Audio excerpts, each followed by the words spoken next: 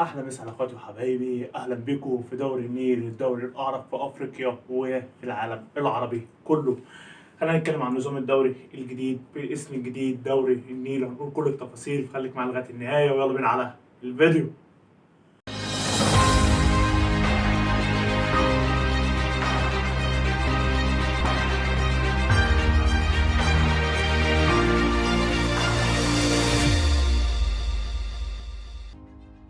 احلى مسا على اخواتي وحبايبي، يا رب كلكم تبقوا بخير وصحه تملي كده يا رب. زي ما قلنا هنتكلم عن دوري النيل، الدوري الاسم اتغير، كان اسمه دوري مصر ودلوقتي بقى اسمه دوري النيل. هنقول كل التفاصيل، بس زي ما اعتدنا بنلاقي حاجه صلى على سيدنا محمد. بعد الصلاه على سيدنا محمد خلينا نبدا كلامنا على طول عن الدوري الجديد. وخلينا نقول لك ان هو مش اهم حدث حصل ان هو اتغير اسمه فقط، لا، او اتغير شكل الدرع، لكن في اهم من كده كتير. اول حاجه معانا انا من وجهه نظري شايفها هي اهم حاجه في الدوري كله، هو يعني بص خلينا نتكلم في نقطة تانية. هو دلوقتي نظام بقى لازم الفريق، أي فريق، إن يسلم التشكيلة بتاعته قبل الماتش بساعة وربع. قبل الماتش بساعة وربع هتلاقي التشكيلة نازلة خلاص. كنا الأول قبل الماتش بساعة، لكن بقى في الدوري الجديد هيبدأ التسليم التشكيلة، والتشكيلة يعلن عليها قبل الماتش بساعة وربع.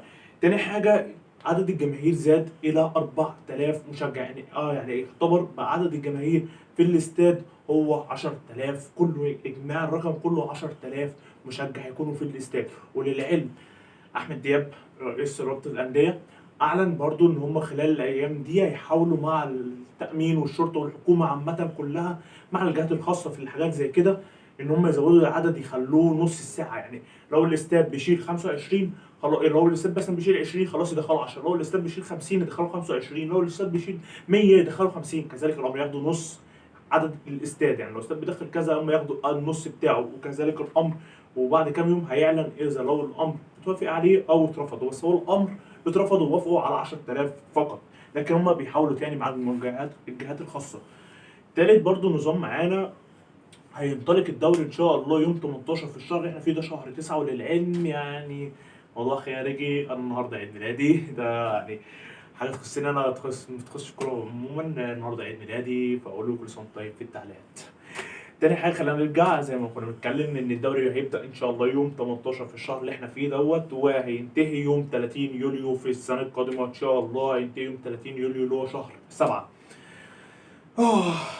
خلينا نتكلم بقى على الاهلي والزمالك برضو في الدوري المصري، الدوري النيل قصدي. الماتش الاولاني لنادي الزمالك ماتش قوي جدا، ماتش قصاد بيراميدز. يعني بص الماتش ده له فيديو خاص هنتكلم عليه في فيديو تاني خالص ننساه دلوقتي. خلينا نقول لك الماتش قصاد مين، لكن هنتكلم عن الماتش ده طبعا يعني في فيديو اخر تاني.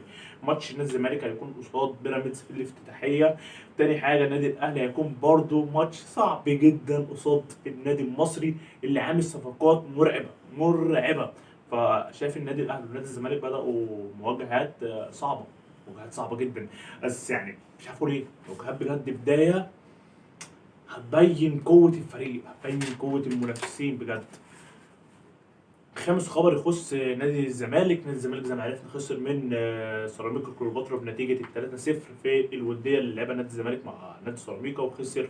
وعرفنا ان نادي الزمالك كان لاعب وديه وسكه الحديد وكسب 3-0. هو لا، المره دي خسر 3-0 من سيراميكا كليوباترا.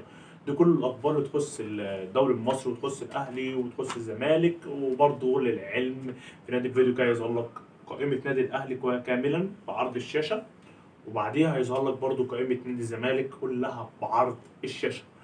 وبس يا صاحبي، فاتمنى لو الفيديو عجبك تنساش لايك وشير وسبسكرايب. وبس، سلام.